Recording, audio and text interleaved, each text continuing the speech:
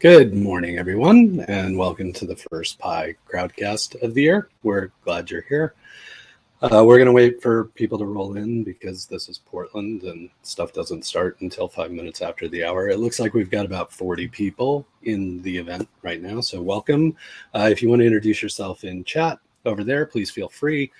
Share the company you're working on, your LinkedIn, anything you want to do to kind of introduce yourself to the crowd.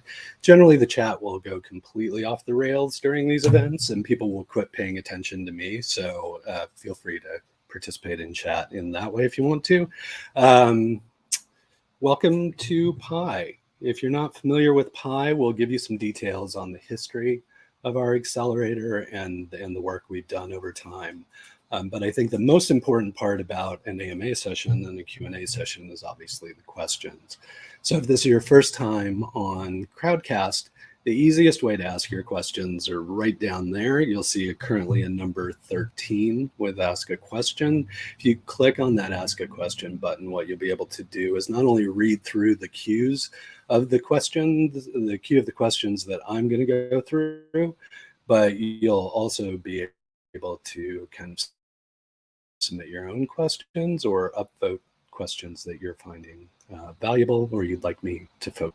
We're going to spend about an hour, but I can stay over an hour if we have enough questions. I'm happy to do that. I made time to do that. And we will host a couple of these other kind of AMA Q&A sessions in case you have other questions that crop up or stuff as you're, I've got my headphones all in my beard, or stuff as, you're going through the application process or, that kind of jump to mind after you have some time to ruminate.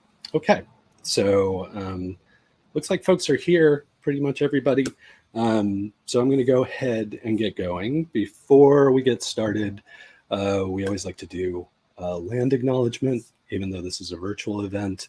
I'm broadcasting from Portland, Oregon in the US. And so if you take a moment with us on this land acknowledgement. Today we honor the indigenous people whose traditional and ancestral homelands we stand on. The Multnomah, Wasco, Cowlitz, Cathlamet, Clackamas, bands of Chinook, Tualatin, Kalapuya, Molalla, and many other tribes and people who made their homes and who traveled through this area at the confluence of what we now call the Columbia and Willamette rivers. It is important to acknowledge the ancestors of this place and to recognize that we are here because of the sacrifices forced upon them. In remembering these people and communities, we honor their legacy, their lives, and their descendants. Thank you. Okay, for those of you who are just arriving, and if you're not familiar with Crowdcast, chat over there. Feel free to talk amongst yourselves. I won't be able to monitor that very well, so that's more for you all to talk to one another. But if you have questions, there's a question queue just down below. Feel free to look at that, see if your question's already been asked. If it has, please upvote it so it jumps up the queue. A new question that you'd like to ask, feel free to put it in there. And if you're a participant on the call that has a comment about one of the questions or wants to add some additional flavor, please feel free to use the comment function to make that happen. Okay, while folks are kind of thinking of questions and getting to know one another in chat, I thought it'd be helpful to provide just some context for who PIE is, our history, and kind of the work we do today. So let me go into that, and maybe that'll spark some other questions for you. So PIE, at its very most basic, is an ongoing experiment to figure out how established organizations like corporations or government entities or educational institutions can effectively collaborate with the startup community, specifically here in Portland, Oregon, but we try and share our learnings so that anybody anywhere can use similar techniques to what we've done here. We focus on 3 specific verticals: SaaS, web-based, mobile kind of solutions. We have a manufactured object or connected device vertical that we focus on. And then finally, we focus on traditional consumer products like food and beverage or apparel, beauty.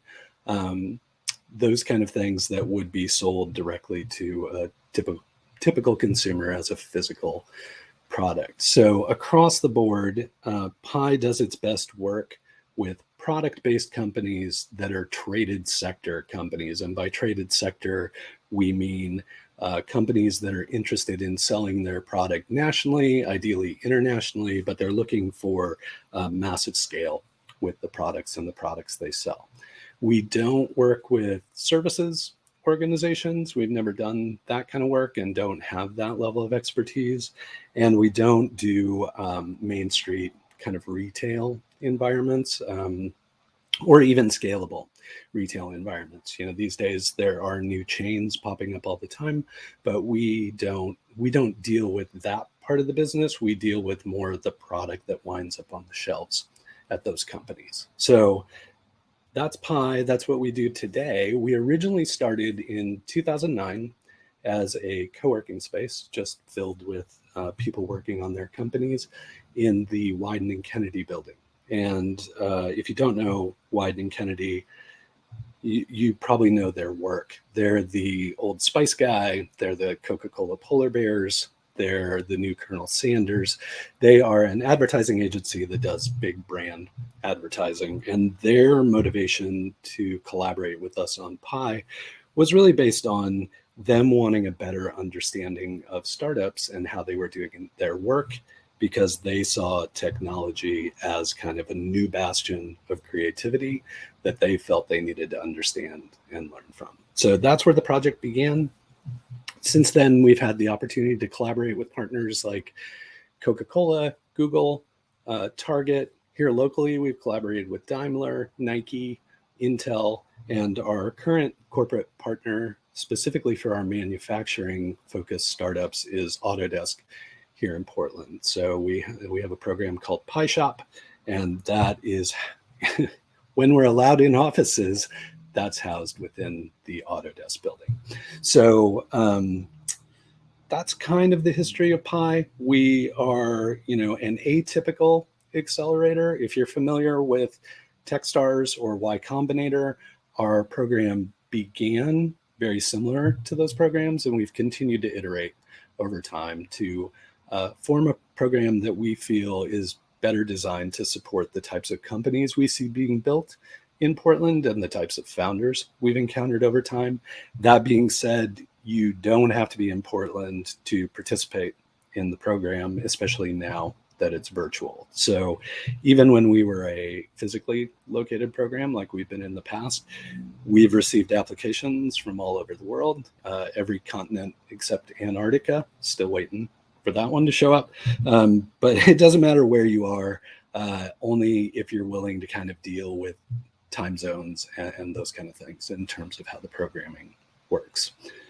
So hopefully that's given you some time and some context for questions about PIE and given you just some insights into who we are and what we do. But if there are further questions about PIE, the organization, startup accelerators in general, we've been doing this work for 12 years, so I'm happy to answer questions about other programs or ways to think about engaging with other startup programs or even startup communities themselves. Happy to answer any of those questions as well. So let's get into the question queue. Looks like we've got a lot of upvotes for this one. And another benefit of Crowdcast is this event is being recorded and will be available at the very same link you used to join the event. An added bonus is if I remember to click the button when I should, you'll be able to jump to any of these responses on any of the questions. So if you come back later and you're like, what did he say about what types of companies they work with? You can jump to that question, just listen to that response, and you can avoid this whole gigantic preamble. Okay. All right, so let me take a swig of water here and we'll get going. All right, top question in the queue right now. At what stage of startup is the ideal PIE candidate? Great question. I really like this one because it says ideal. PIE will work with companies along a spectrum. We've worked with everything from a company that was still basically back of the napkin concept. In fact, that company actually applied with multiple startup ideas, and we just like the founding team and help them figure out what idea they should be working on. So we've worked as early as that through a company, and this doesn't sound like much these days given how crazy rounds have gotten, but a company that had raised $3 million, which today would be a kind of pre-seed round, who decided to go through our program for less so for the acceleration and more for the connection to the community that we had. And because they had a product that would benefit members of our community or the startups. And so that was of interest to them. So that's a pretty wide spectrum from, hey, we have this idea, through, hey, we've convinced other people that this idea is worth investing in. So that's where we'll work. Let me give you specifics on each of the programs we run, because we have ideal candidates at different stages for each one of those. So the very earliest stage company we like to deal with that's ideal is our Pi Shop folks.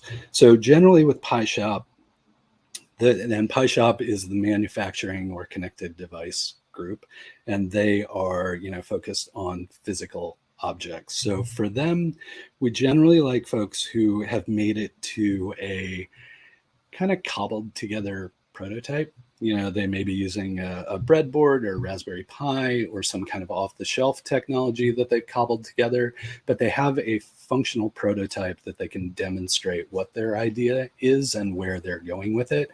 And then our work with them can be in refining that idea, figuring out target market, really helping them get into design for manufacturing and assembly, and help them, produce the product. So through Autodesk's help, the use of Autodesk's tools, and our mentors focused on that program, that's really the ideal stage for Pi Shop. Again, if you're further along or earlier than that, please still apply.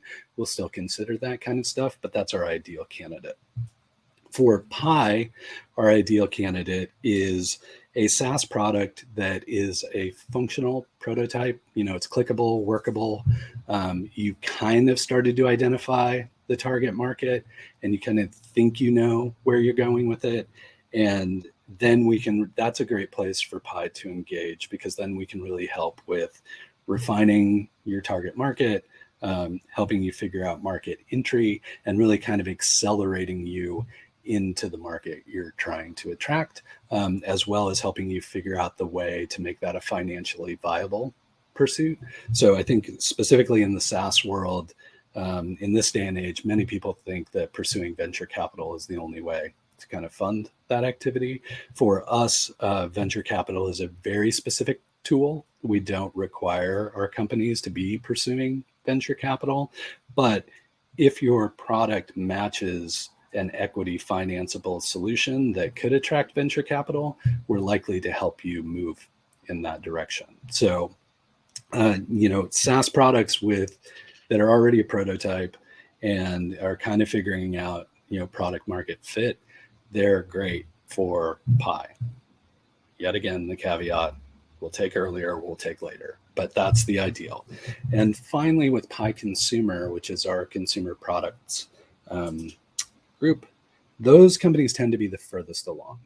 So these are often companies where, you recognize their brand, you've seen their product online, or you've seen it on shelves at your local store, but the founders are at a point where they're not stagnating, but they're just kind of stuck. Like they need help with the business dynamics, they need help with the supply chain. They're not paying themselves a living wage yet. They're plowing all the money back into the company, or they need to chase additional capital to grow the company. Those are the companies that are perfect for Pi Consumer. Again, we will consider companies that aren't generating revenue yet, but ideally, you're already seeing significant revenue as a consumer product. You've proven there's a need for the product, and you've attracted a small target market, and it's our job to help you expand that target market, or find more retail locations or more doors at an existing retail location, or, more realistically, help you increase your velocity at existing doors that you're on the shelves. So that's where we're perfect for PIE consumers. So Carolyn, hopefully that answers your question. If it doesn't, please feel free to throw another one in there or ask for more feedback in that regard. Cool. Thanks for asking. All right. I have to close this and reshuffle it because when y'all vote, it jiggles stuff around and doesn't reorder it for me. Okay. I might just have to scroll. Let's take a look here. I think this is the next one. If not, it's close enough. So let's take a look at this. This is from Gabe, and this was very early on. Always appreciate those founders who, or attendees who take the time to submit questions ahead of time. That's super helpful. Thank you. Here's the question. For those companies and founders that approach PIE with sensitive, not yet public IP, and a general concern over their idea falling into the wrong hands, how does PIE protect them? Is there a mutual NDA an applicant can review, or is PIE open to executing an NDA born from an applicant company prior to the company applying? So great question. We do not execute NDAs during the application period because we're not going to ask you anything that has any details about intellectual property that may be protected or patentable. We will ask you, you're more than welcome in the application to say, we've patented this, or we're pursuing patents on this stuff. We have IP we'd like to protect. Like, I'd encourage you to highlight that in your application. But for the most part, our application process is not generic, but high level enough that we're not going to ask you to reveal any of that information because that doesn't really affect our decision making process. Knowing you have protected IP is more than enough information. We don't need any details beyond that. So application process, no. But once you enter the program, if you have, IP that it would be valuable for PIE to assist with, or if you're pursuing patents and you'd like PIE's assistance in pursuing those patents, yes, most definitely we can execute NDAs in that regard. And the other benefit, if this happens to be a physical product and you're going through the PIE shop program, which is housed in Autodesk, we also have the opportunity to establish lab space for your company, where if you have physical assets that need to be protected behind a key carded entry, we can provide that for startups too. So you can keep all your secret stuff in your secret room, and it'll be locked, and you and only other people under NDA will be able to enter that room. We can set up for that kind of stuff. So we're very cognizant of challenges with IP, and if you're working on projects where it's a frothy space and everybody's pursuing similar concepts at the same time, we understand how valuable that can be. So yes, if you make it into the program, we will do our best to protect that IP and are happy to execute NDAs in that regard. So hopefully that answers your question, Gabe. If not, again, come back with some more. All right. Next question. This is a good one, and this is a little atypical in the accelerator space. What's PIE's stance on founders who haven't gone full time on their businesses yet? So I could write a dissertation on this. I think one of the issues in the U.S. is, especially with all of us having experienced a global pandemic for the past 2 years, having healthcare directly tied to employment can be a huge challenge for people starting companies. And wanting to retain those kind of benefits can be a huge challenge as well. So we completely understand if people are working on startups as a side hustle or have to keep the day job while they're working on the startups. We support those founders in two types of ways. So sometimes the founder's in a situation where their schedule is flexible enough that they can still participate in all of the obligatory kind of PIE events or gatherings. They can make it to family dinner, they can attend mentor meetings, they can kind of work their schedule around the PIE schedule. So for those folks, we'll bring them into any of the full-fledged programs. So PIE, PIE Shop, PIE Consumer are all accessible to folks with full-time jobs. We don't require you to quit your day job to participate in PIE. We only ask that you make PIE a priority and do your best to work your schedule around our schedule. And we will do our best to plan ahead so that it works for you. But the other option is a project we run called Slice of Pie. And the idea behind Slice of Pie, especially now that we're in a virtual environment, is there is value to engaging with the PIE community, be it on Slack or via email, or attending some of our events that can provide a great deal of benefit to early stage founders who are still working as a side hustle on their companies. And so that program doesn't get all the full benefits of PIE, but it gives you access to our community in a way that is more beneficial than it would be if you weren't part of the program. We had some people in Slice of Pie last year who were so engaged and did so well with the program that they wound up on stage at demo day. I mean, it was a virtual demo day, but they, were able to carve out enough time to refine their pitches and practice their storytelling in a way that we felt they were ready to go to demo day. So participating in Slice of Pie, while you don't get all the full programming, if you really are able to dedicate yourself to getting the work done and participating as best you can, and PIE recognizes the potential of you as a founder and what you're building, then we're going to try and get you on stage at demo day to show other people what you've been building. So hopefully that answers that question. You don't have to quit your day job. Not a lot of us have a nest egg sitting around that gives us enough runway to do that, nor do we have access to healthcare and other benefits. So hopefully that answers that. If not, again, please. And there's a comment. Oh, and let me just grab this comment because it's attached to this question before I close this out. Are you able to help with healthcare for founders? Great question. We've looked at that a few times because, again, it is a barrier to entry for early stage founders. Unfortunately, we're not in a financial status to make that happen, but we do have partnering organizations like the Tech Association of Oregon that have figured out some ways to do that. There are also other services, PEOs like TriNet, that can make that more accessible for early stage companies to both provide healthcare and benefits to early stage startup employees, and we partner with those organizations as well. So while we might not be able to do it as PIE proper, we do have partners in the network who may be able to help with that kind of thing. So hopefully that helps. Okay.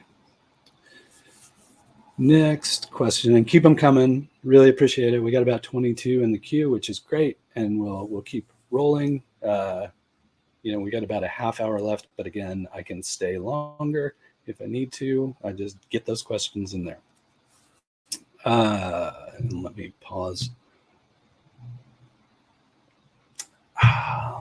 See, I told you the chat will go off the rails. We're talking about peanut butter over there now. So if peanut butter is of interest to you in the consumer products realm or otherwise, just feel free to jump on in the chat.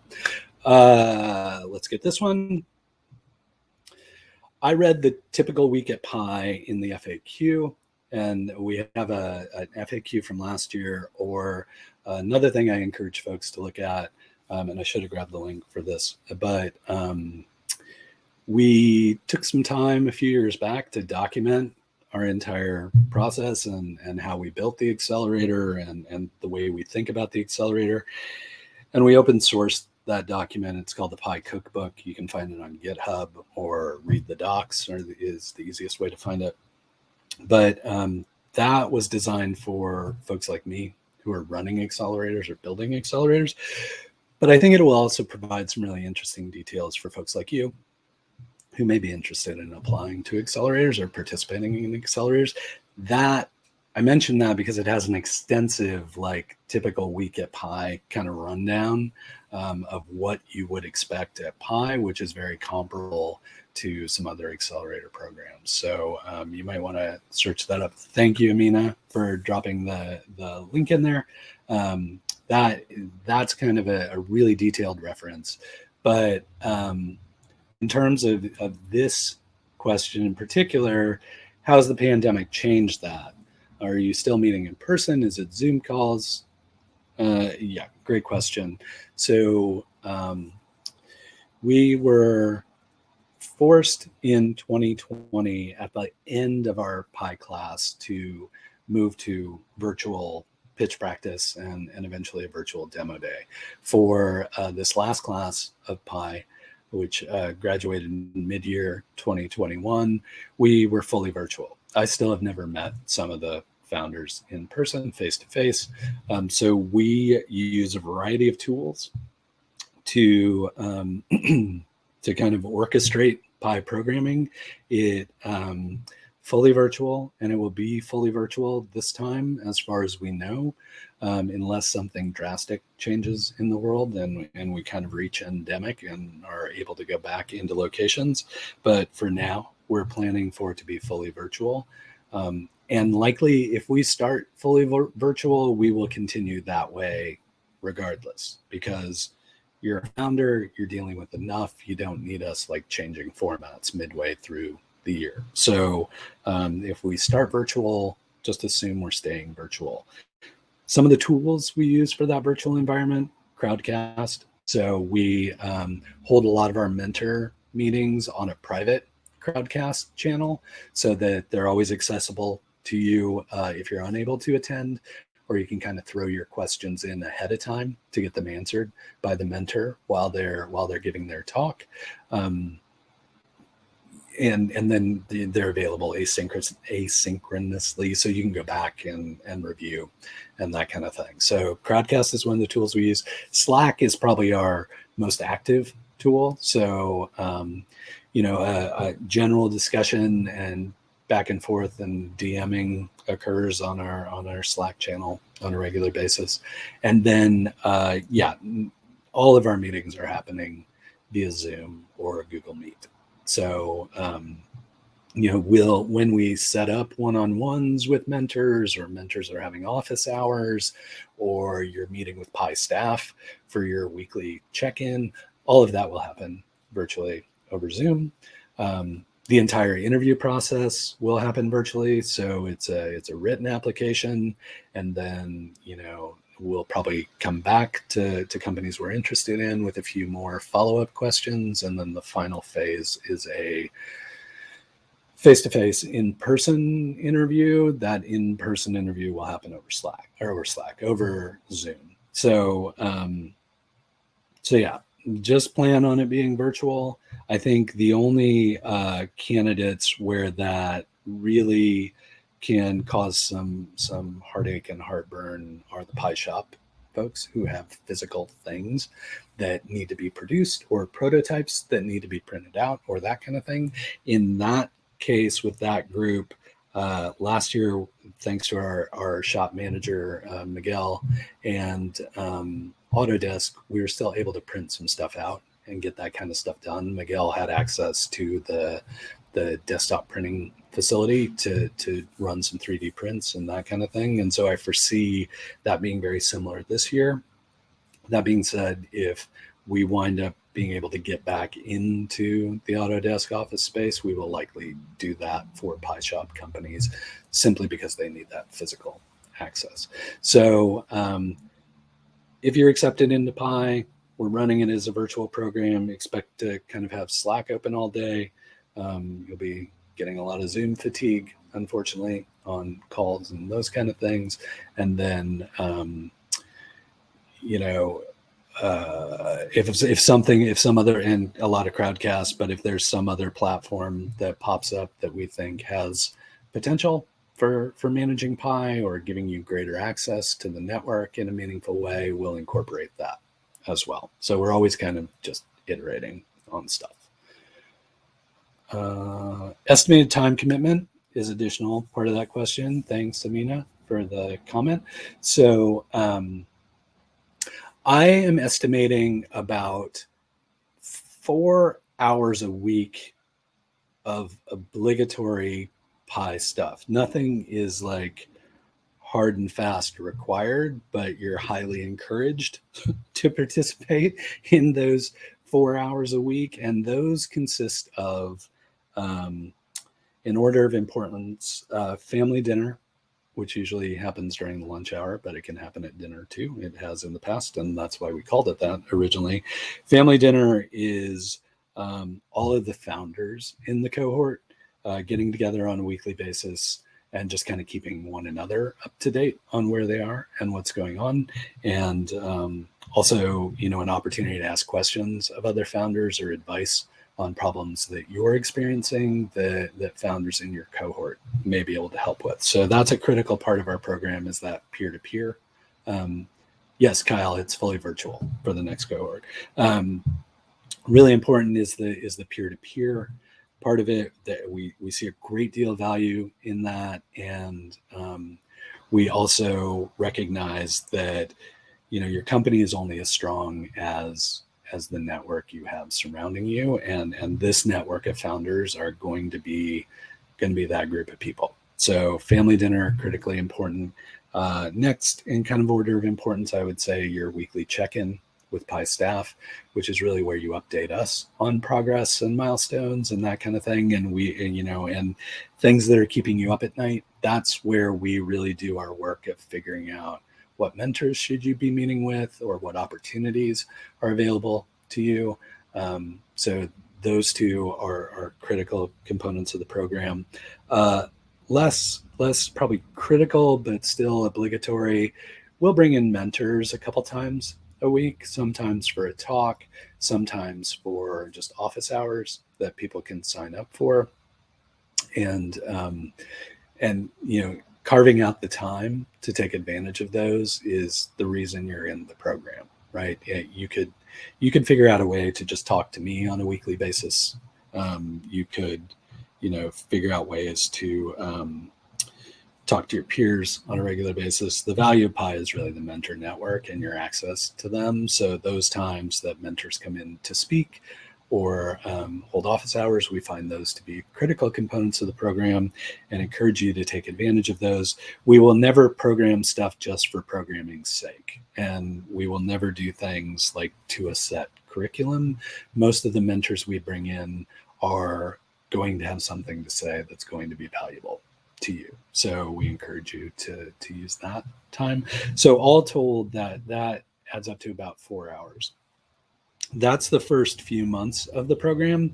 Once we move into pitch practice, time ramps up a little bit in terms of commitment. So we'll start reducing the number of kind of mentor meetings or mentor opportunities you're having to deal with on a weekly basis, but we'll replace that with really focus on your storytelling and your pitch and all those elements that are going to make you successful at telling the story of your company on stage to an audience. And that is a 6-week period of work that toward the end, it's, several hours, probably the last week, it's several hours every day for just kind of finalizing and practicing your pitches. But we understand that you're a founder trying to build a company, and we're not going to do anything just for the sake of doing it.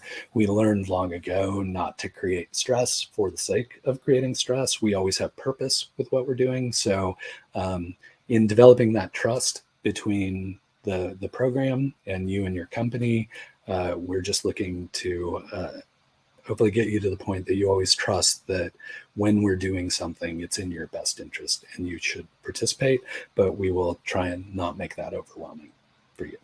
So hopefully that answers that. Next up. All right. Thank you everyone for the questions too. What if I've been working on my idea solo and haven't built a team yet? will PIE help me find the folks with the skills I need to keep going? I'm going to answer that in a couple different ways. So first and foremost, we're perfectly happy to work with solo founders. That being said, it's really difficult as a solo founder to juggle all the commitments of PIE, frankly, of any accelerator program, but some accelerator programs tend to shy away from solo founders or reject them outright. We're not that way. We recognize the dynamics of the market, and we've found some really interesting companies and have some great alums who are solo founders throughout the program. And so we're always happy to work with solo founders. And we encourage you to apply if you're a solo founder. So don't let that hold you back if it's just you.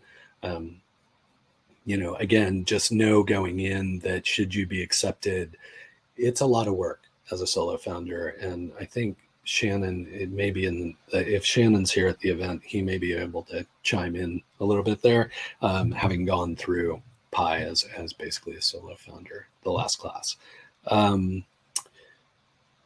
To help you find the team, I would not say PIE will help you find the team. What I will say is PIE will increase your network exponentially pretty much overnight.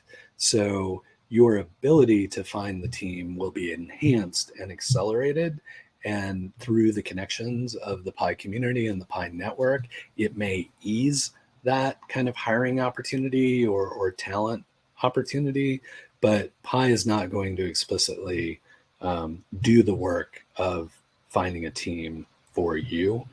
We will just kind of enable you to find the types of folks that you're seeking in that way of support. And I think that's a really important point. It's not within the question, so I'm gonna shut this down so that people don't have to listen to me babble about this, but unfortunately you do.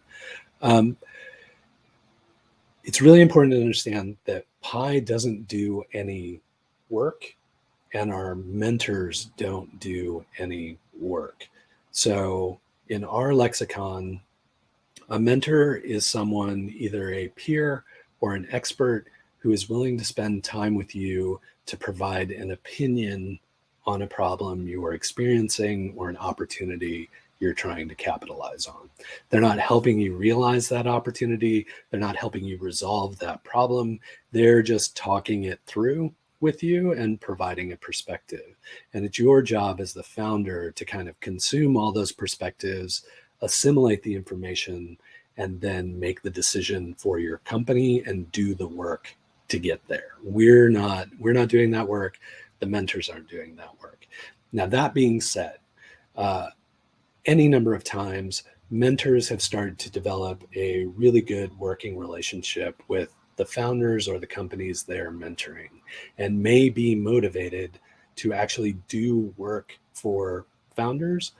At that point, that's great when we encourage that to happen.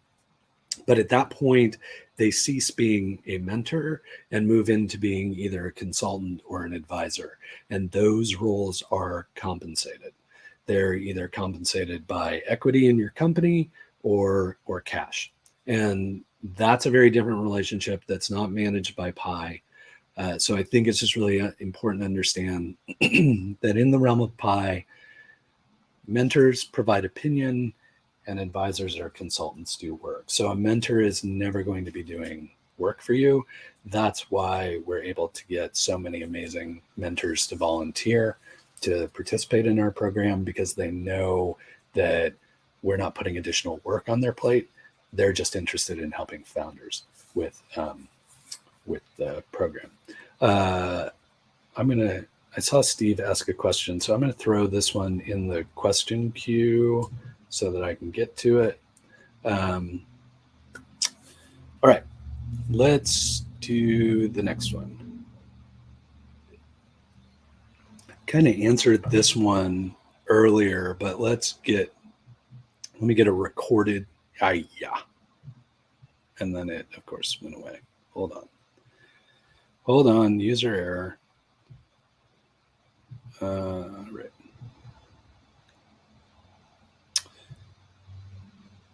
So close out of this. Sorry, I double clicked the answer, and so the question went away, and it was a really good question, so I wanted to get back to it. Okay, found it. Sorry about that. So, do all PIE participants end up seeking funding, or do some stick to bootstrapping and funding themselves? I would say it's a very great question. Typical accelerators, and where PIE started as an accelerator, it was all go get funding, pitch investors, like VC is the path forward. I would say we've come around to the complete converse of that, and a lot of our work is helping founders understand the appropriate path forward for their business. I will say, if you are working on a business that you believe can make it on revenue, that's great. Or if you want to bootstrap it, fantastic. We are more than happy to work with you. We see VC, and I think the metrics prove this out, as a solution for a very small number of companies, like in the 1% to 2%. So out of every class, we'll have a company or two that is great for kind of equity-based financing, traditional VC, and we will push them and work with them to move them in that direction. But the vast majority of companies going through PIE are either looking for, like you say, a bootstrapped revenue-generating business. That's great. Some folks are starting to look at alternative financing, like revenue-based financing, or kind of some of these new debt instruments that are non-dilutive. In lingo, they don't take equity away from you, so you still retain ownership of the company, and you're really just kind of paying down a loan. And we also look at grant opportunities, which is one that is very often overlooked by early stage founders, but can result in significant capital to drive your company forward and still help you retain complete ownership of your company, or at least the equity to sweeten the deals for co-founders or employees. So some of the people in every class are going to be pursuing venture capital, and that's just how it is. But I would say that the bulk of the class is probably closer to a revenue generating kind of bootstrapped business. And we feel it's beneficial to have that variety of companies in each cohort, because then you get to see different ways of approaching business, financing business. You get to see the pitfalls of certain ways of pursuing that. So we feel that really helps people make better decisions about how to build their business. And we're very blunt with founders who think they're going to go raise VC, but don't have a venture fundable company. We will always be completely blunt with them about the reality of that.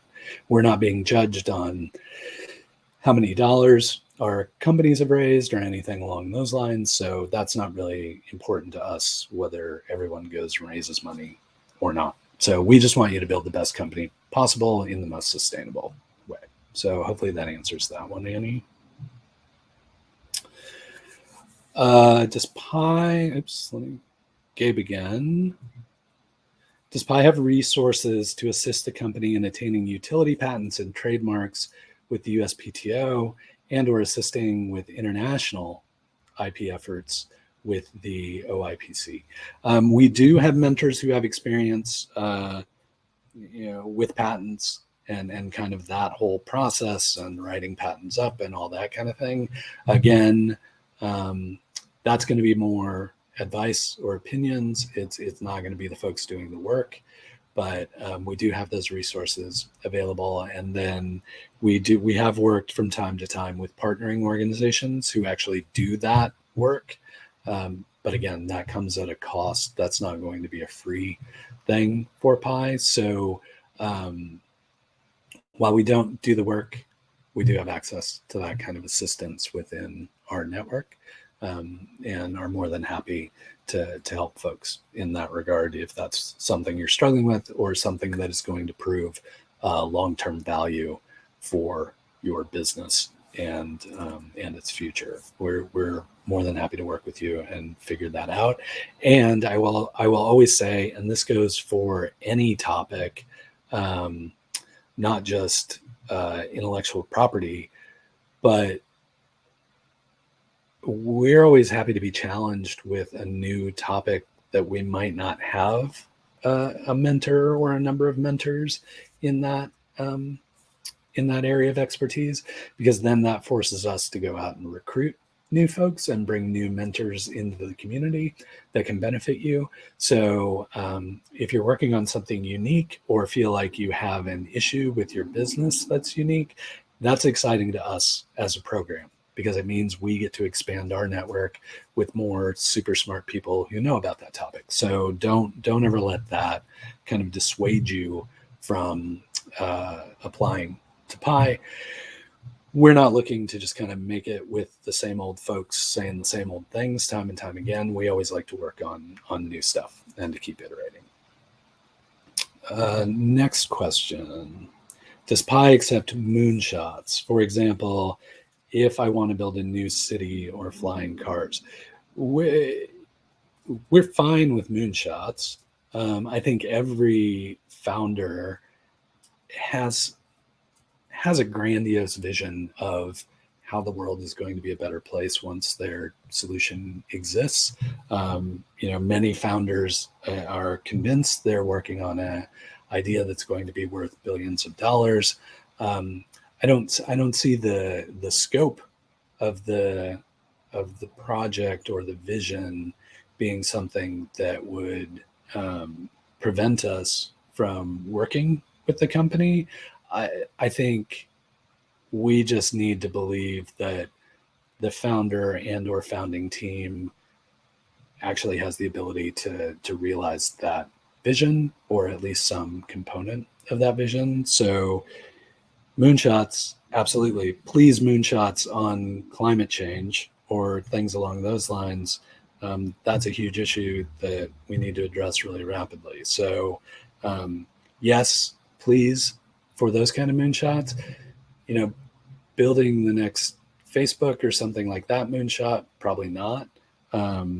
But yes, please don't let the scope of your vision prevent you from applying to PIE. We'd love to see it. And I think the other part is, if we're not the right organization to help you, but we find the idea really compelling, we will be happy to refer you to partnering organizations or accelerators or other support structures that could be of benefit to you as you're building out that idea. So don't think that if we see something's promising but are forced to kind of pass on it, that's the end of the conversation. We're more than happy to help you find the help that you need to build your company. Can you share a profile of the ideal PIE candidate and his or their IP? Kind of addressed this one earlier in detail. This has another facet in terms of IP. We're not super concerned with the intellectual property at this stage of working with companies, because, to be perfectly honest, you're not likely leaving PIE with the same idea that you started with when you applied to PIE. It's going to change. The market's going to change. You're going to recognize a different opportunity or a different facet of your business that has more immediate potential that you're going to pursue. So you will find that a lot of PIE's decision-making process revolves around the people on your team, even more so than the potential for the business concept.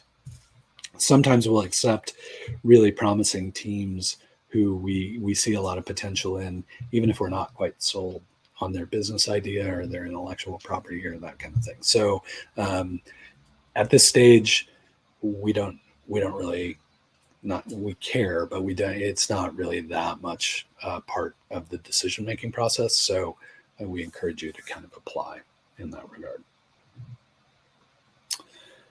Let me get this going. This is from Brad. What are PIE's biggest success stories and how did PIE contribute to their success? So I'm going to answer this in a couple different ways. I think there's the typical success story, which is, the kind of expected success story. Founders came into the program, met with mentors, raised a bunch of VC, and lived happily ever after.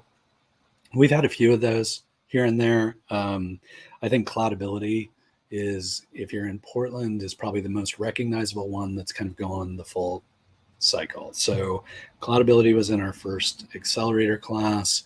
We were not only able to introduce them to some very helpful mentors and that sort of thing, but also, happened to be the space where they first ran into one of their long-term investors and started to establish that relationship while they were at PIE. So I think they're a great example. I think Lytics is another good example of a company that followed that path. Really incredible founding team, really engaged in PIE, wound up kind of just, PIE served as both a kind of validation of what they were working on, but also were able to help them with a great deal of mentorship and connections. And then, they went on to, raise venture and are still a going concern and a very successful company here locally in Portland. But I also look at other successes that may be atypical. And so just to outline a couple of those, one of our founders who went through our program as kind of a first-time founder was so inspired with the just kind of process of starting something new that she, used PIE as kind of a platform to explore startups more academically. And then through that learning was able to take her knowledge and wisdom and use it to, create a new chamber of commerce for Portland, kind of as a startup. And she was able to start with some co-founders what has become a worldwide movement called the Zebra movement, which is the antithesis to the unicorn, is the zebra. So that to me is a success. Like, I don't know that she would have been motivated to explore those opportunities or start those organizations had it not been for her experience in PIE. But I like to think we had some part in that in terms of her education around not only what works and what doesn't, but also what's broken in the startup community and what needed fixing. And so highlighting those things as well kind of inspired her to work on efforts that are fixing those problems. So that's a huge success to me because we all benefit from it. And I continue to benefit from her work on a regular basis. So I feel really lucky in that regard. And then the final one is we often see failure as a success. And I'll tell you why.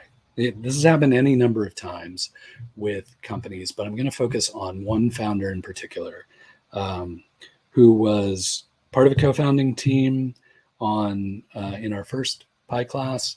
He was the CTO, CEO, and really built an interesting product, had a great launch. Everything was going well, but it just didn't, for whatever reason, didn't pan out, didn't stick. And so they wound up shutting that company down, but that founder wound up getting hired by Cloudability as part of their development team and helped Cloudability really build out, the product that continued their momentum in the market. While at Cloudability, he met another person who They both wound up leaving Cloudability to co-found a new company. That company was a successful local company that went through, I believe they went through Techstars, if I'm remembering correctly, and then wound up getting acquired here locally by Puppet. And then they both wound up working at Puppet for a while.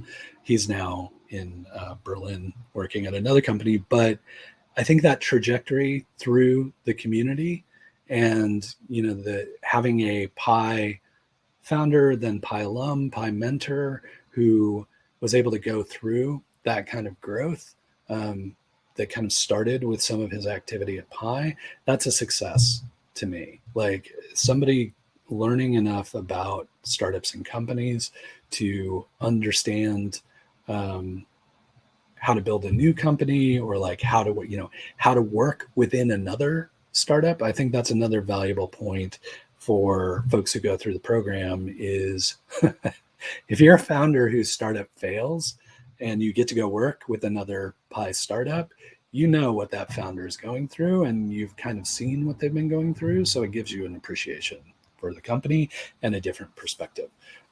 So I see those as successes. Again, we don't just base our success on dollars raised or people hired or that kind of thing. And then the other thing I often define as success and a metric I track actively is effective and successful mentor engagements. So how many mentors are startups getting to talk to? How is that moving the company forward? Where are we seeing those impacts? Are we getting good feedback from the mentors about the types of companies we're selecting? So a lot of our stuff tends to be softer kind of metrics that we're tracking in terms of our community and the power of those connections within our network. So hopefully that answers your question, Brad.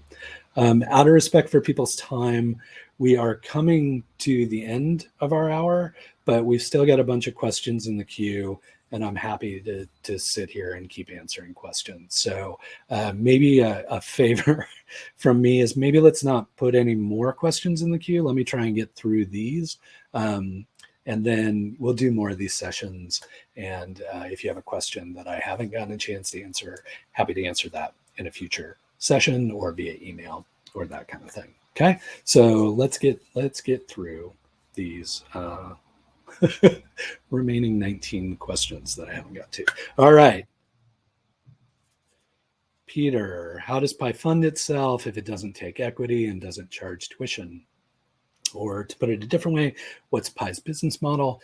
PIE is a nonprofit, 501c3 nonprofit. We subsist off of grant dollars that we actively apply for and pursue with grant-making organizations, foundations, government institutions, sometimes corporate foundations. And then we also have corporate sponsorships that kind of take two shapes. One is a cash kind of like sponsorship that provides operating capital. Another is in kind. So a lot of the corporates will work with, provide space for us, rent-free, that kind of thing, provide access to employees as mentors for free. Autodesk is a great example. They provide software to all of our participants for free without licensing costs or those kind of things. So we subsist like a typical nonprofit subsists, and once in a while we will pursue kind of individual donations, but that's not a huge part of our operating costs. Hopefully that answers that, Peter. Okay. David, what kind of experience should the folks who are applying to PIE have? We do our best work with first-time founders. We are generally looking for people who have enough experience that it makes sense that they're working on the idea they're proposing to work on. Like they either are subject matter expert or have tangential experience with the with the solution they're pursuing, or they're scratching their own itch. It's like, this is a problem for me, and I think it's a problem for other people. Like those are great levels of experience to have. If you're a solo founder proposing to build a highly technical solution and you're not technical, we'd see that as lacking in the skill set. But the converse is also true. Like if you're highly technical and you're talking about building something that is not technical and you don't have experience in, that's a challenge to kind of to make that across the finish line. I think, in terms of experience and kind of personality, we're just really looking for people who are coachable, first and foremost. It doesn't make any sense to come through our program if you don't take feedback and advice, because that's what our whole program is. I always say, like, we probably would have rejected Bill Gates and Steve Jobs because they don't seem like the most coachable people. So we're looking for coachable talent, and then just, a desire to learn, a willingness to admit you don't know what you don't know, and just kind of the drive to work on building something from scratch. And those are really the keys in terms of the types of founders we not only like to work with, but tend to have the best success with. So that's the kind of experience we're looking for from folks. Great question, Sydney. How many companies do you accept in the PIE consumer program? We generally look in the realm of 8 to 12-ish. We're not trying to hit any specific number of companies. We do know that from a peer-to-peer perspective, any less than 8, and there's not enough diversity in the group to provide a good collection of opinions.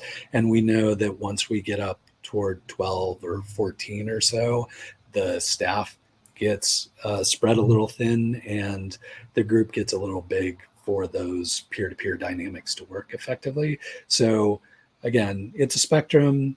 We're not, we may only find 6 companies we're wanting to work with, or we may find 14, and we'll figure out how to make that happen. But suffice it to say, PIE Consumer is not going to be a 50 company cohort. It's going to be a fairly small number of companies that we feel like we can have significant impact on, and that give us the opportunity to spend the time we need to spend with them to ensure that we're providing value for those founders. So hopefully that answers that. Michael, and he asked this one early, so I appreciate that again because I had a chance to think about it. I started a new Salesforce consulting firm in PDX late last year. As a services company, I do not believe I'm a PIE candidate, but I'm wondering what the best way is to get involved in the PIE ecosystem. I believe my skills can add value to companies looking to cement IT practices as part of their growth plan. Great question. So I think there are 2 immediate ways, very low barrier to entry. Probably the lowest is, just attend PIE events, be part of the community and the Portland startup community.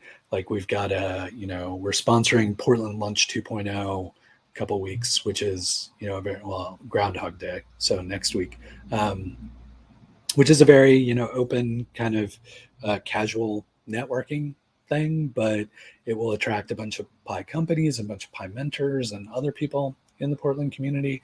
So I think, being part of the community is first and foremost. I think we'll introduce other opportunities, like we may open up our Discord instance to the broader community, and that's a way to participate. We may look for other opportunities, like social media or other ways. Showing up to public-facing crowdcasts, great way to engage with our community, as you've seen from the chat. Our mentors and alums are kind enough to show up for these things as well. So that's a great way to get connected. And then finally, based on your kind of subject matter expertise, if mentoring is interesting to you, then that may be a possibility as well. We're always on the lookout for folks who can mentor PIE startups and kind of participate in our mentoring program. So that may be a possibility too. Our mentoring, we set a low bar in terms of expectations, and that's really just PIE mentors agree to carve out time to meet with one of our startups per cohort, and that's really their only obligation. Obviously, most of our mentors do far more than that, and we're always thankful for their efforts, especially given that they're volunteers. But for the most part, it's not a huge commitment to be a mentor, and it can be a really great way of kind of sharing that knowledge with folks who can make use of it. So hopefully that answers your question, Michael. Josh, do you expect applicants to have a logo, pitch deck, headshot before applying? No. If you do have that stuff, pitch deck in particular, that can streamline the application process for you. Like if you've already developed a set of assets that tell the story you want to tell, then we'll accept the pitch deck as your application. So if you got that, great. But if you don't, we'll take, we have a very detailed application that will get us all the information we need. You don't need a logo. You don't need a deck. You absolutely, don't need headshots. So just please apply. Like, don't let any of that stuff hold you back. If those are things that you need to develop, we'll help you work on that as the class goes on. So that's what we're here for. We don't have a lot of prerequisites in terms of already developed assets that we're looking for in that regard. So hopefully that answers that, Josh. Okay. I'm still a bit confused about the stage question. On the PIE website, it says that PIE and PIE Shop generally work with pre-funding and or pre-revenue companies. It's only PIE Consumer that works with those, but we're not a consumer company. Does that disqualify us? From Rick's answer at the beginning of the Q&A, it sounds like no, but the website calls into question a bit. Try and think of the way to answer that. The short answer is no, it doesn't disqualify you. Like, we've had companies with revenue in PIE and companies with revenue in PIE Shop and PIE Consumer. The only thing that disqualifies companies from participating in PIE is if they're not product-based companies, honestly. Like, if you're a services-based company or a retail location, we don't know those spaces, so we can't help you. So, that we can't do that work. But generally, any traded sector product-based company, regardless of stage, we can bring value to that relationship and help you improve that business. So I'd encourage you to apply. On the website, we are pretty specific about things because that's our specific target. If we left it, we've discovered in the past that if we leave it more open, we wind up with a wide assortment of companies that are just quickly disqualified from our process. So I think what you're reading in the website is us trying to hone that focus a little bit, but we're always happy to take companies along a spectrum. And as I've mentioned previously, it's of a huge benefit to people going through the program to have companies that aren't the same size and shape and stage as the company they're building. So that diversity of businesses and diversity of financial models or business models are always compelling to us as we're forming our kind of cohort thesis. So yeah, if you're already generating revenue, that doesn't disqualify you, please apply.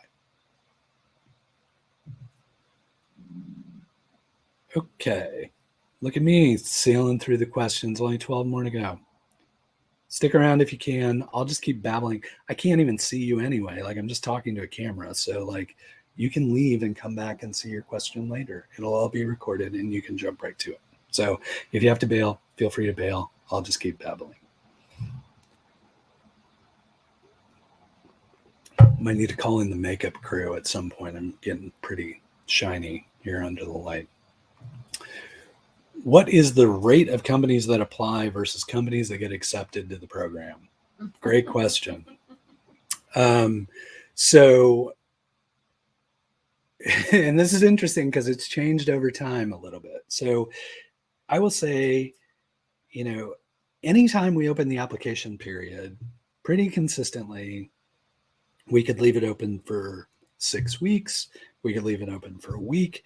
We get about 400 applications kind of per, and that's I will qualify that. That's pre-PIE consumer. So when we had PIE and PIE shop, about 400 applications across those two. When we were just PIE, when we were just doing SAAS, 400 applications. So I don't know what that is or why that happens, but that's kind of how it works. Now, back in the day, it used to be pretty straightforward for PIE to assess those applications, make some decisions, and really whittle that group down to, a group of 20 or 30 companies that we wanted to talk to face to face. And that was a pretty manageable process. As time has gone on, however, what we've discovered is folks have gotten really, really good at completing startup accelerator applications. I mean, it's almost like college applications. Like everybody pretty much asks the same questions.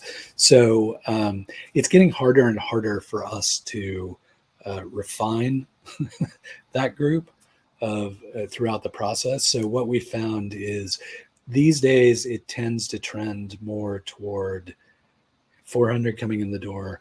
Of those, like 50 or 60 wind up in the interview process. And then in terms of folks who make it through and participate in the program, it varies from group to group. I would say the smallest group is PIE shop, which tends to be 6 to 8 companies, somewhere along there.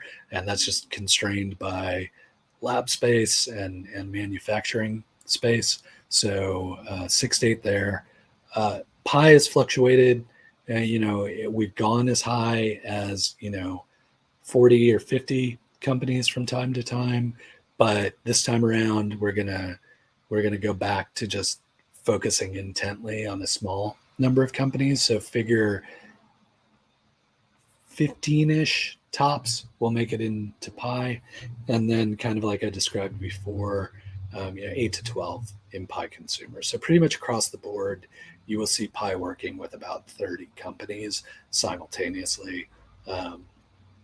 We will kind of keep people in their own lanes in terms of verticals for the most part, but there do come opportunities where all the startups going through the program get together.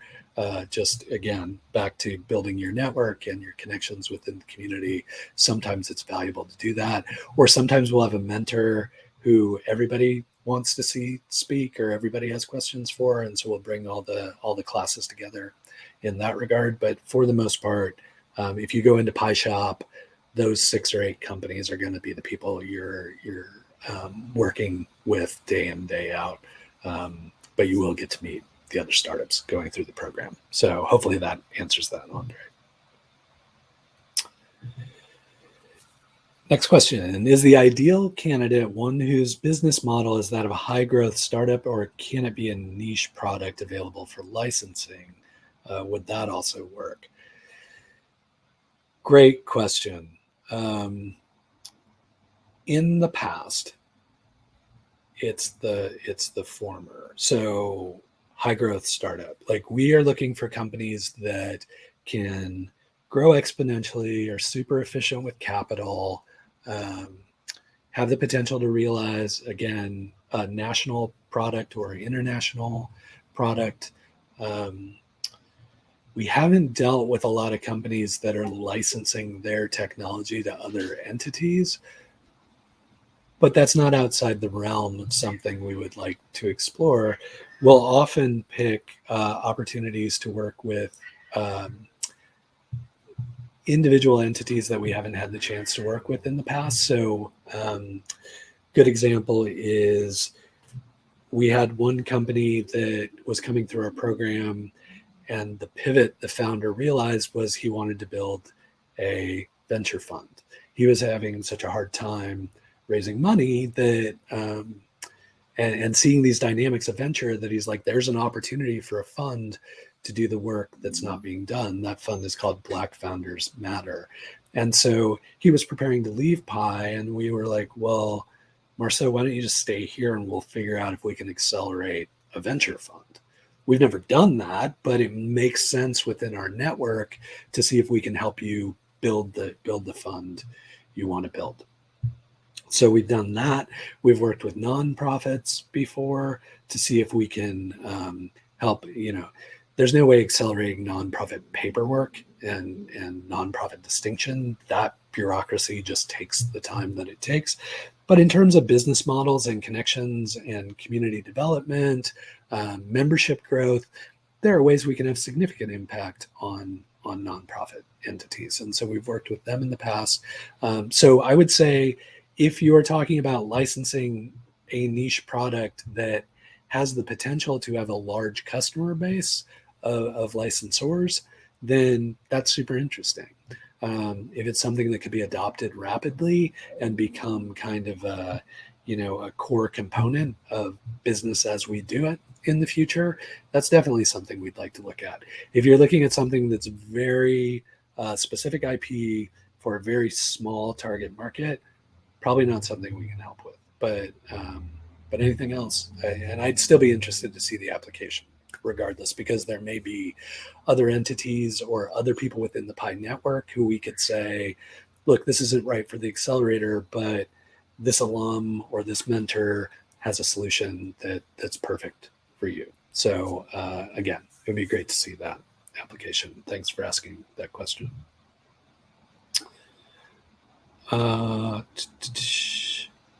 Question, do you accept remote startup founders who are planning to move to Portland, Oregon later? And Kyle asks the converse, what about the opposite? Those based in Portland, but now may go remote later. So given that we're virtual, yes, we accept startups and founders from all over the world. Even when we weren't virtual, that was the case. If you're planning to move to Portland, that's great. We love that. We would love to have you here. But we've worked with companies that have come to PIE for a 3-month period and then gone back home. I'll be honest, we love that too, because then we have a really interesting outpost in Chicago or Berlin or Delhi, where we have a PIE alum who can kind of be a scout for us looking for interesting concepts that could benefit from our program. So we don't really, some of our nonprofit grants are based on working with a certain number of Portland-based companies, but we also have the wherewithal of working with companies that are located elsewhere. We don't have to only take Portland companies. So yeah, if you want to do it virtually from somewhere else and think about Portland, great. If you're here right now, but you're thinking, I'd rather be somewhere else, or I'm going to go, remote for a year or whatever, great. Please apply. I think one of our mentors asked a very compelling question, given for so long that PIE has been just very, very Portland centric, very focused on the Portland community. And the question he asked was, given where we are, is there even such a thing as a Portland company anymore? And I don't have a good answer for that. I mean, technically, most every company is a Delaware company because that's where they all incorporated. But, this idea of corporate headquarters or, a Portland office, like, I don't know in the post-pandemic future what that looks like. So I would say if what we've described sounds like a program that would be beneficial to you, please apply, regardless of where you are geographically. And again, just putting in another plug, especially if you're on Antarctica, because I would really like to get an application from Antarctica because it's the last continent on my bingo card that we haven't gotten an application for. So even if you want to fake that you're from Antarctica, I'll probably pay attention to that application. So I pay attention to all the applications, but that one especially. So hopefully that answers that question. Don't have to be Portland specific. Don't have to promise to stay in Portland. No, there's no commitment there. Just apply. If PIE sounds like it could be helpful to you and you build the type of business we tend to help, please apply regardless of where you are. Other than the time investment, how much does a typical company spend during a year at PIE? Hiring, how much does a typical spend? Hiring IP lawyers, hiring. Oh, okay, I got it. So spend not in time, but in like what financial resources do you need or do you tap during your time at PIE? That's all across the board. I mean, we have teams who, it's a couple developers who didn't need to spend any money, just needed to spend time building their product and, some money in spinning up AWS instances or whatever, but they had free credits from PIE. So, really didn't have to spend any money through, companies that are spending significant money on legal and accounting and PR and marketing and advertising. So there's no set kind of, so that I can answer this question, there's no set like you need this much in the bank to be part of PIE. We're not like the German government that says you need 50K in a bank account before you can start this business or whatever. I think we will be honest with you at the outset about what we're foreseeing your potential expenditures being, and we'll want to talk through how those dynamics work or how you're going to pay for that. But it won't preclude you from being accepted to the class if you don't have like a huge nest egg set up or like or don't have those finances at your beck and call. So hopefully that answers that. I wish I could give you something more definitive, but I honestly just don't have a definitive answer to that one. Steve, I think this got answered in chat, but for the benefit of folks who are listening to this recording after, is there a dollar cost to the program or is it just equity? The answer there is there's no cost to the program, including equity. So from a founder perspective, PIE is completely free and clear. We don't charge tuition. We don't charge rent. We don't ask for any equity from companies. We deal with that. That's our business and that's our stuff to deal with. We're just here to help founders and to connect them with mentors that can be valuable. So you don't pay for anything. The only cost to you is taking the time to develop a really compelling application that we accept, and then taking the time to meet with the resources and people that we encourage you to meet with. So you're spending time, you're not spending capital or equity on our program. Got about 8 left. I'm going to keep going. I don't think I have any meetings. So if I do, sorry, I'm going to be a little late. Next question. We are based in Portland and are growing. We're looking at taking on a partner for our business. Can PIE still help us with their acceleration program? Yes. So I think one thing that hasn't come up from the questions that I want to make sure I state explicitly is there's no curriculum with PIE. Like there's no like week 1, we go through this. We meet every team, every company where they are, often on a founder by founder basis. We right size the program to meet you where you are to help you get to the next stage that you want to attain. So for some companies, that's launching product. For other companies, it's getting their pitch dialed in. For some folks, it's they want to get into Techstars or YC, and so we will help them prepare to be the best applicant for those programs that they can be. So in terms of partnering and those kind of things, if that's your objective, we are more than happy to put the network to work in helping you obtain that objective. We will just be trying to help you do that faster than you would be able to do it on your own. So the value of the program is that acceleration. Like you should see exponential progress beyond what you would see if you were trying to grind it out alone or as a team. That's really our focus, is how do we get you there more quickly, and then also on a more kind of negative aspect, but we still feel is really valuable. If we get, how do we get you to stop doing what you're doing more quickly? So if we get to a point where we recognize, this is too early, it's too late, there's no market, how do we get you to like either pivot or stop altogether before you waste a lot of time and money pursuing something that's not going to be successful? So to that point, we'll accelerate you in whatever direction you want to go. Sometimes that's up, sometimes that's out, sometimes that's into the ground, but we're happy to work with you in any way we can to help you in that regard. Next, for those that have some startup experience but are starting out with the new enterprise, that is, they don't have a team product momentum yet, what would you recommend for how to be surrounded by an entrepreneurial community during COVID? That's a tough one. I would look to existing communities that may have some of the facets or features that are beneficial to you or might have like-minded people.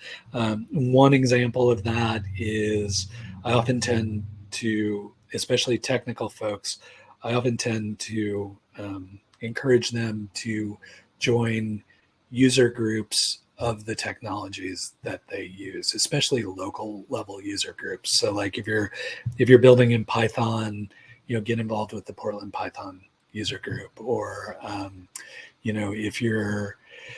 if you're using AWS as your backend, keep an eye on the AWS events that are going on here in town or virtually or that kind of thing. So it's much harder during COVID. It's not like we can throw together a hackathon and pile everybody into a room.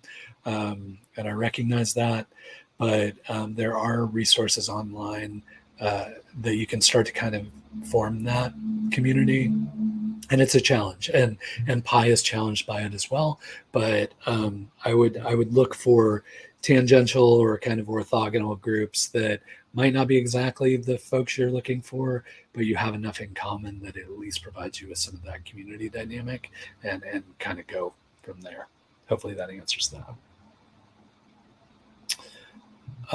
Next question from Tonsil Tech. Can people from Bend join? Absolutely. So lots of great activity in Bend.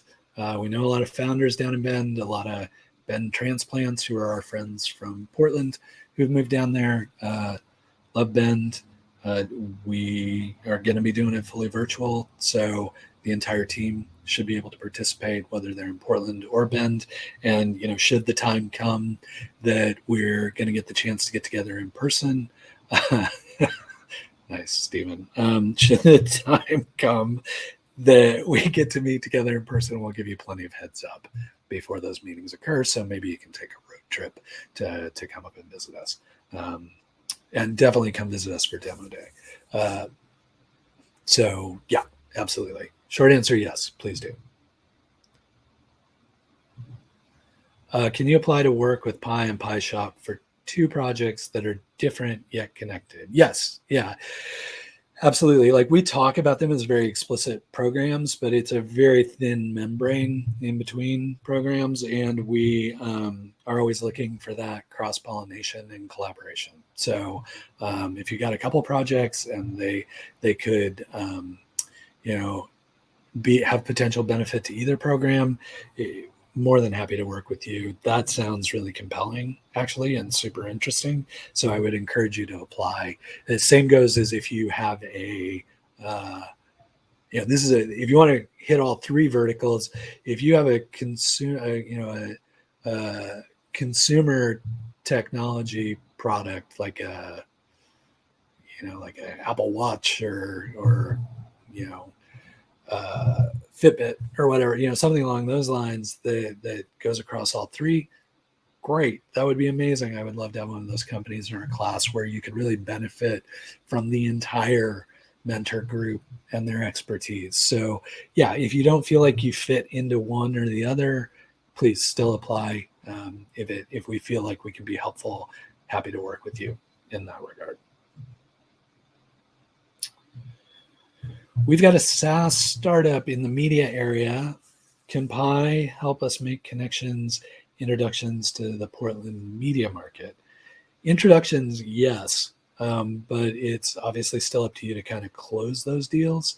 But yes, I've worked in Portland startups for 25 plus years. So, have had the privilege and opportunity to engage with any number of journalists and media outlets in town, and the management of those outlets. So we definitely have those folks in the network.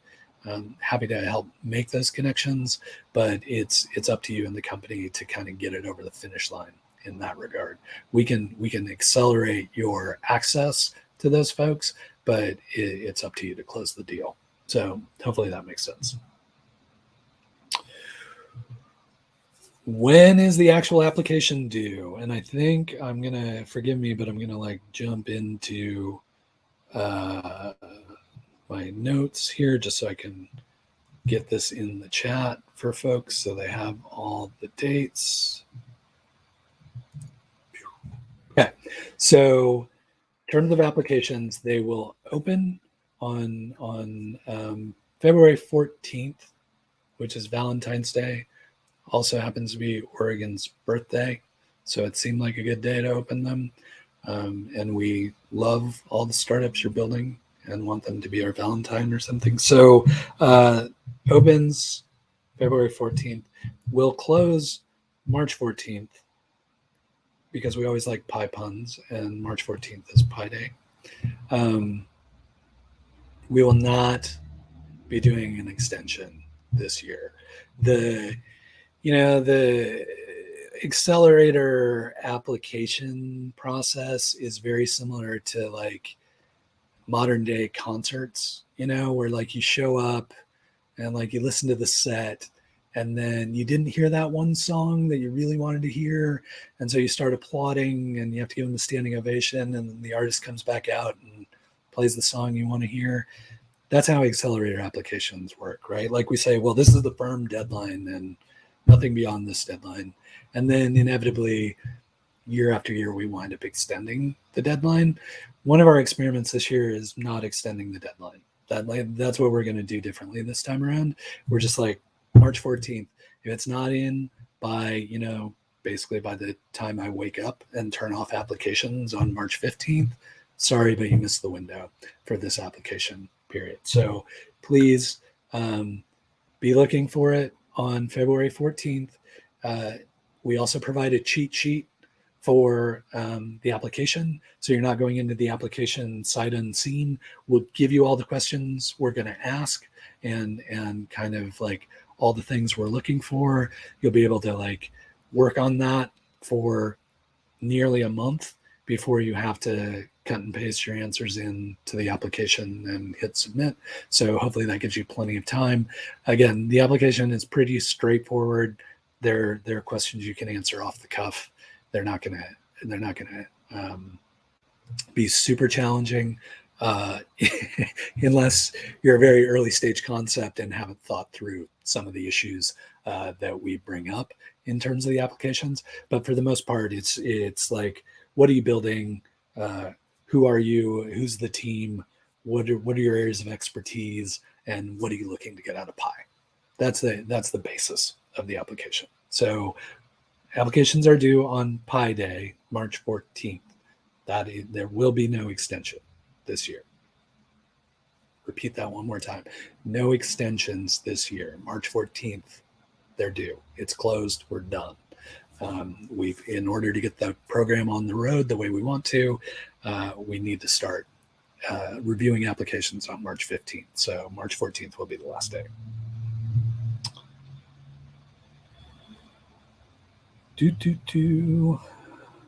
And thanks. If some of you are still hanging out, you're amazing.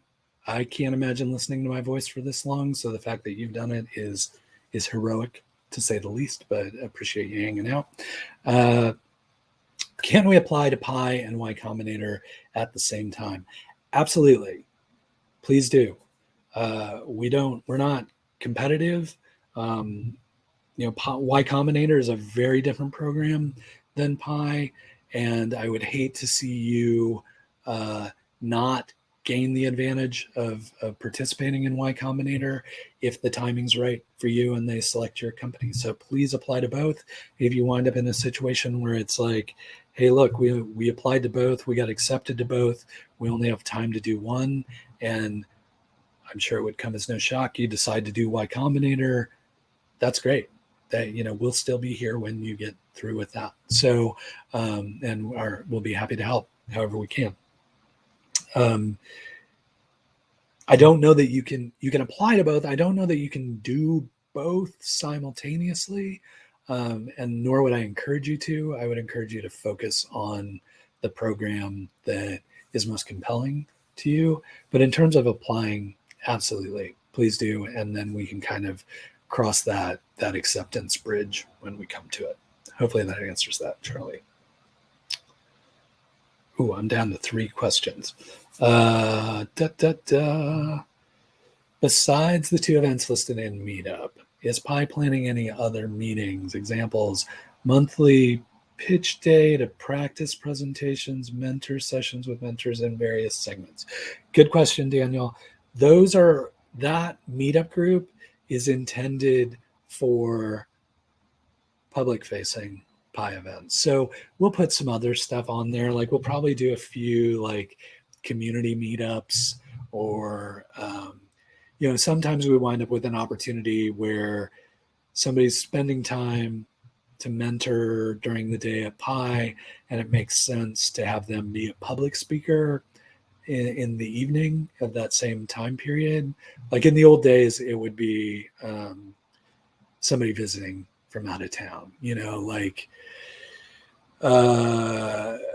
trying to think of a good example, like Bryce Roberts from O'Reilly Alpha Tech Ventures and formerly NDVC winds up in Portland from time to time. And if he were here, we'd try and encourage him to come in, and then we'd probably say, hey, Bryce, can we do an event in the evening where you could speak to the public? So those would be the PIE events that would show up there.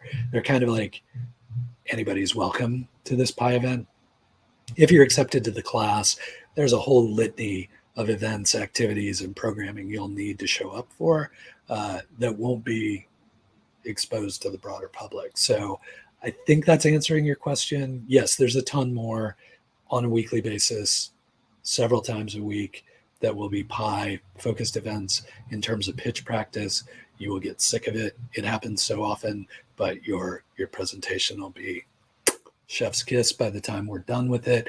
So yeah, there's a lot more of that. This is just kind of public facing PIE stuff. So hopefully that helps. Does PIE provide industry mentors? If so, do you have a list of who they are? We have mentors all across the spectrum, variety of skill sets, industries. We've been doing this work for 12 years. We've been lucky to have some mentors who've been along the whole time. As I mentioned earlier, we love being able to go out and recruit new mentors that have expertise that may be missing or lacking in our current mentor pool. So do we have them? Yes, and maybe, and we can get them. So, I mean, that's one privilege we have of having been a program that's been around as long as we have. We have access to folks who may be beneficial to companies going through the program, even if they're not active PIE mentors year in and year out. And then I want to spend some time on this next part. If so, do you have a list of who they are? I have a list, yes, but I'm not going to share it with the startups because we tried that once. It was a nightmare. And I'll tell you why. So a very, very important part of PIE and the work that we do and what you should rely on the PIE team to do is to curate connections that will propel your business forward. And in order to do that most effectively, we need to be that kind of translation layer between what we hear you saying and problems we see you experiencing and the mentors who can help you with those problems. Sometimes that's a really easy intro. Sometimes it's a slam dunk. But more often than not, founders don't even know what problem they're experiencing. They can describe the symptoms, but they don't really understand the underlying problem because you've never experienced it before. So it's our job as staff to really dig in, figure out what those underlying problems are, and then match you with mentors who can be helpful and provide helpful advice in resolving those issues. Now, the other aspect of that is we also recognize the personalities and work styles of the mentors in our network. We will learn your personalities and your work style and that kind of thing. And so that's part of our process too. It does us no good to introduce a founder to a mentor who we know they'll rub one another the wrong way. We would much rather be helpful in ensuring that it's a good first meeting and has the potential to develop into a very beneficial and valuable relationship for both folks. So that's part of the reason we kind of play gatekeeper on our mentor list and don't have an accessible database of all the mentors who help with our program. And also because we like to protect our mentors. We're incredibly lucky to have very intelligent, experienced folks who, for whatever reason, feel it's valuable to volunteer their time to help our program and to help founders. And we have a great deal of respect for that. And we feel like we need to protect their time. So that's the other part of the gatekeeper is a lot of our mentors almost request that of us. Like, don't introduce me to everybody. I only have time to do a couple of companies this year or whatever. So there will, even if you get into the program, there's not a publicly accessible list of mentors. And if that's something that doesn't work for you, that's completely understandable. There are plenty of programs that have publicly accessible lists of mentors. So if that's something you feel you need, I would suggest you pursue those programs. PIE's not for you because we're not going to do that. But if you're willing to engage in the relationship with PIE and develop that level of trust with us, then we're going to work, as hard as we possibly can to ensure we get you all the mentorship and advice you need to either move your company forward or realize the opportunities that you have for your team and your company. So hopefully that answers that one. That was a pretty long-winded one for a short question. And the last one's easy. Will PIE be in person or Zoom? All virtual. If you showed up late, we answered that one early, but basically email, Slack, Crowdcast, and Zoom.